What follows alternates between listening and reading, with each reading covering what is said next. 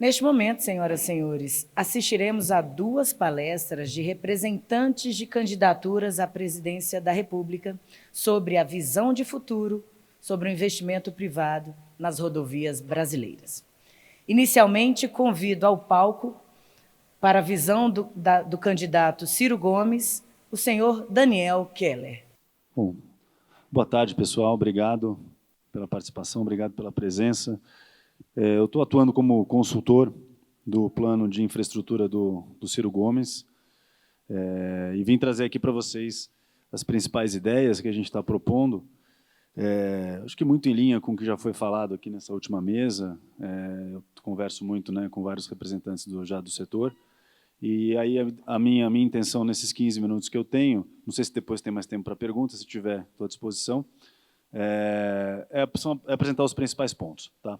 Então, indo um pouco direto ao assunto, em primeiro lugar, a gente entende o investimento em infraestrutura, né? Estou começando um pouco mais do geral, depois eu vou descendo para chegar em rodovias. A gente entende como fundamental e essencial. Marco falou aqui, aliás, Marco, muito obrigado pelo espaço, tá? Concedido. Muito obrigado, Alexandre Barra, também, que me chamou aqui para o evento. E é essencial por quê? Porque o investimento em infraestrutura tem um caráter dual. Por um lado, ele gera demanda, ele gera renda, ele gera emprego. A gente sabe que a parte de obra civil gera muito emprego, e a gente está precisando disso no Brasil, né? A crise do Covid foi forte, a crise de 2015 e 2016 foi forte, o nosso PIB per capita ainda não voltou para o patamar de 2014, né? E talvez não volte tão cedo, infelizmente. E, ao mesmo tempo, além disso, o investimento em infraestrutura tem um caráter de gerar eficiência e produtividade para os setores econômicos em geral, por exemplo, a indústria. Né? Então, quando a gente investe em rodovias, né, quando a gente aprimora as rodovias, há uma redução do custo do Brasil, por exemplo. Né? Então, na nossa visão, é um investimento, né, com caráter-chave e que tem, sim, que ser privilegiado. Em relação à visão público-privado, né, eu acho importante a gente colocar dessa forma. Claro, né, o investimento privado no Brasil começa muito forte no setor rodoviário no final já da década de 90, né, com as primeiras concessões. Se a gente pega setores como energia e telecomunicações, o investimento privado cresceu mais. Então, obviamente, não existe dúvida em relação à importância e à necessidade de participação do gasto privado. Por outro lado, a gente entende também que o investimento público tem relevância, né, tem que ocorrer, e, na nossa visão, ele pode ocorrer em conjunto e, inclusive, trazendo investimento privado, especialmente em projetos que seriam inviáveis do ponto de vista econômico-financeiro se não tivesse algum tipo de gasto público a fundo perdido. Tá certo? Então, a ideia é realmente a gente trabalhar, aumentar o orçamento público destinado à infraestrutura como um todo, né? E também trabalhar concessões, autorizações, parcerias público-privadas, né, de forma a que o investimento em infraestrutura pelo setor privado também cresça, né, no montante que a gente precisa. Né? Dados da ABDIB, né, eu acompanho bastante os números da ABDIB, mostram o seguinte, que o nosso investimento no setor de infratransportes é muito aquém do necessário, né? Então a gente teria que aumentar o nosso investimento anual de uma forma bastante significativa. Né? Eu creio que a gente poderia pensar, e aí, né, caindo já mais para as rodovias, que a gente teria que investir, considerando público-privado, algo em torno de 60 a 70 bi ano, pensando em recuperação, manutenção e construção de novas vias, né, que são fundamentais em diversos aspectos, seja para a produção, seja para o usuário, pessoa física. Né? E é um pouco essa meta que vai ser perseguida. Né? E de que forma, né, seria, né, as ideias, né, como é que a gente faria isso? Tá? Então, eu vou colocar aqui alguns pilares, especialmente focados no funding e nas estratégias de contratação para que a gente atinja essa meta, né, que é uma meta ambiciosa, porém necessária, né, de se investir em infraestrutura. E só um rápido momento genérico de novo, a meta seria para os 4 anos, em infra seria 940 bi, tá, de investimento nos 4 anos. É bastante coisa. Como é que é a ideia de fazer isso? Primeiro, BNDES, mas não só BNDES, pensando em outros bancos públicos também, como Caixa Econômica Federal, como o Banco do Nordeste. Né? A gente já existem discussões importantes em relação a um avanço nas modalidades de contratação na direção de Project Finance Non-Recourse por parte do BNDES. Já, inclusive, existem alguns projetos muito já com esse viés, com essa cara, né? Então, a ideia nossa é realmente incentivar isso e viabilizar, de uma vez por todas, né, que um banco de fomento, como o BNDES, consiga emprestar nos moldes de um Project Finance non recourse. Isso para a gente é bastante chave, mas não só BNDES, isso seria também Banco do Nordeste, isso seria também via Caixa Econômica Federal. Tá? Isso para a gente é importante. Um outro aspecto chave, nosso entendimento faz sentido trabalhar com taxas de juros subsidiadas? Essa discussão foi bastante feita, né, ao longo, talvez, dos últimos anos. Claro que talvez tenha tido um excesso nos governos do PT em relação a esse subsídio, a gente entende dessa forma, mas, por outro lado, quando isso foi corrigido, acho que foi para um outro extremo, né? Então, justamente, a ideia é a gente ficar no meio termo. E aqueles tipos de investimento que geram externalidades positivas contundentes, externalidades fortes, como os investimentos em infraestrutura, rodovias está dentro, eles têm sim que contar com crédito subsidiado. Tá certo? Então, essa é a ideia, né? Então, recapitalizar BNDES, Project Finance, crédito subsidiado, muito foco no setor rodoviário, né? É claro que outros instrumentos de dívida são muito importantes, né? Então, as debêntures incentivadas que cresceram têm que permanecer, mas é um teste importante, né, que a gente está vendo esse ano para as debêntures incentivadas, justamente porque a taxa de juros subiu, né? A gente não quer que os projetos sejam penalizados, uma vez que a taxa de juros suba e a única alternativa sejam taxas de mercado, né?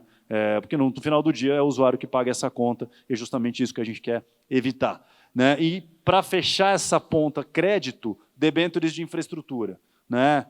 Tem o PL já em processo de aprovação, isso para a gente é chave, por um motivo, podemos discutir mais isso se quiserem, mas a gente quer trazer de volta para a mesa do investimento, do financiamento da infraestrutura, né, de forma contundente os fundos de pensão, né, e via crédito, né? Então, o debênture de infraestrutura permite, porque cria, né, uma taxa de juros um pouco a mais, né, mais atrativa para que esses fundos, né, que naturalmente são de longo prazo, fazem investimentos de longo prazo, possam voltar para a mesa de investir em infraestrutura. Os fundos, eu estou pensando nos fundos brasileiros, fundos de pensão brasileiros, né, que já fizeram isso, talvez ficaram um pouco traumatizados, mas agora vamos tentar puxar eles de volta. Tá? Então, essa é a base crédito. Além disso, o que a gente tem pensado?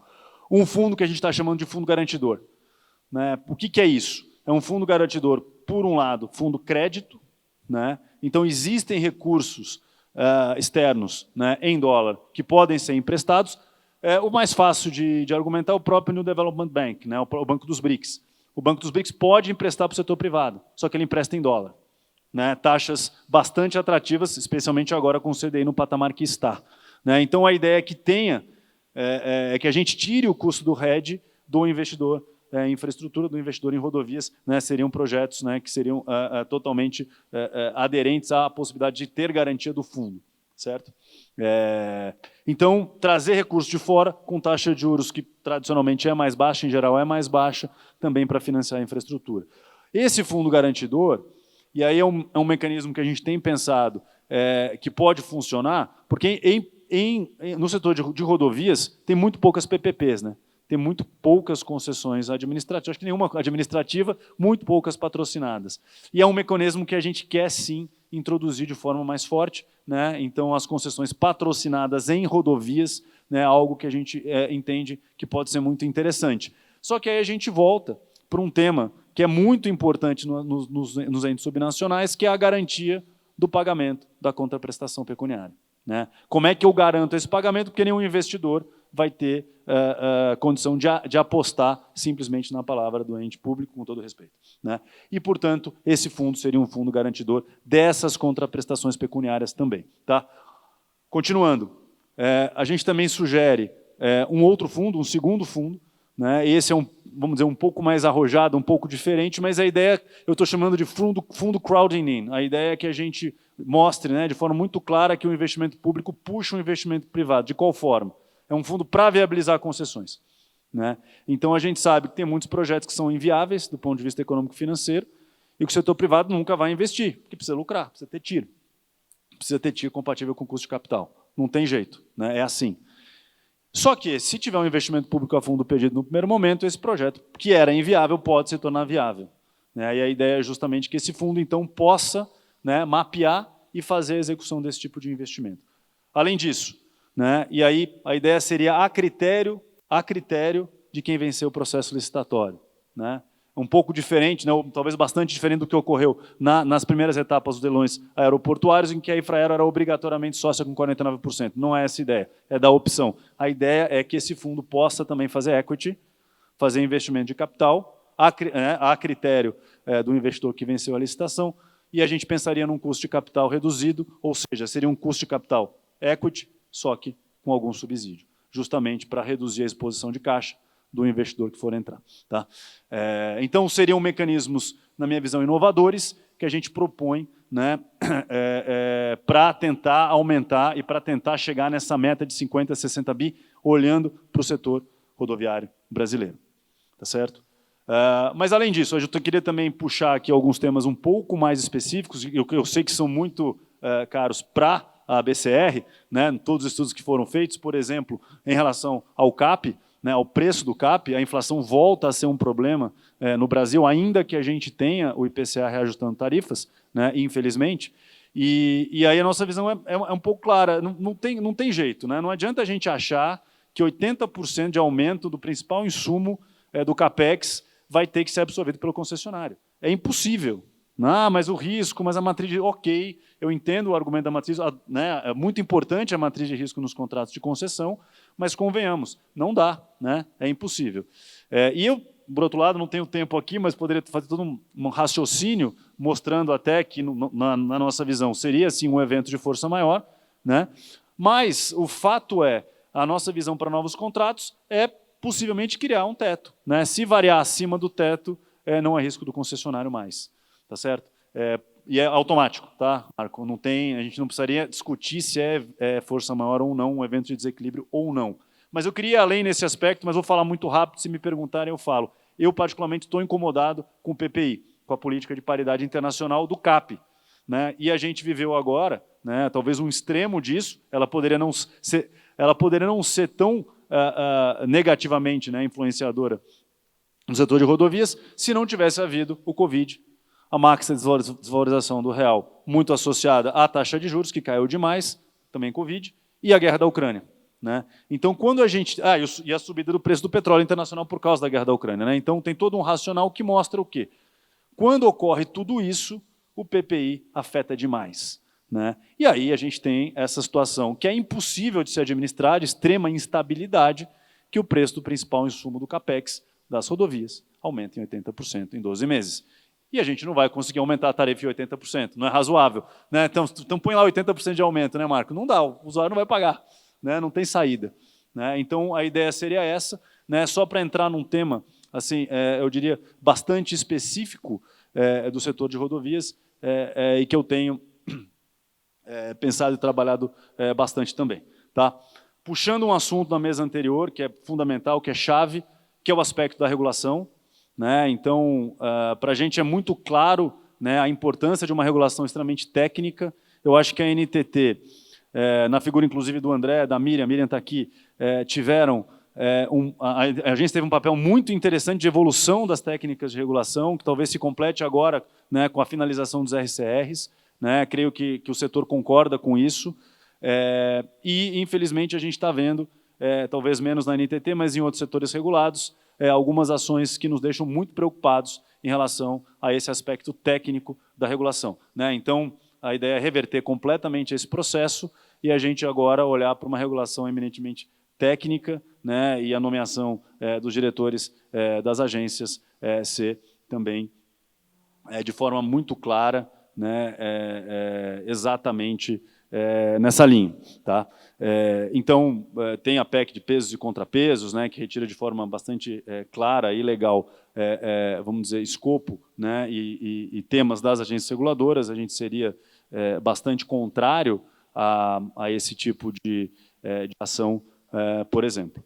Tá certo? Então, fazendo, né, eu estou acabando aqui, né, estou pressionado pelo tempo, vou cravar no zero, falta 40 segundos, mas a nossa ideia, né, grosso modo, seria isso, deixar muito clara a importância estruturante dos investimentos em rodovias, deixar muito claro que a gente entende que tem uma participação do investimento público e do investimento privado chave, deixar muito claro que a nossa ideia é permitir o crowding in, é que o investimento público ele funcione muito para puxar o investimento privado e a gente trabalhar com concessões e ainda assim, né, aumentar as modalidades possíveis de contratação, incluindo concessões patrocinadas, né? Eu acho que talvez o passo, por exemplo, que foi dado nas ferrovias, eu diria, não com extremo sucesso, mas com sucesso, pelo governo atual, de autorizações, seria mais difícil no setor rodoviário. Tá? Então, acabou. Seria isso que eu queria falar. Eu queria falar mais, tá? Então, se puderem fazer perguntas, vocês podem, Marco, mas se der, eu quero. Tá? Obrigado.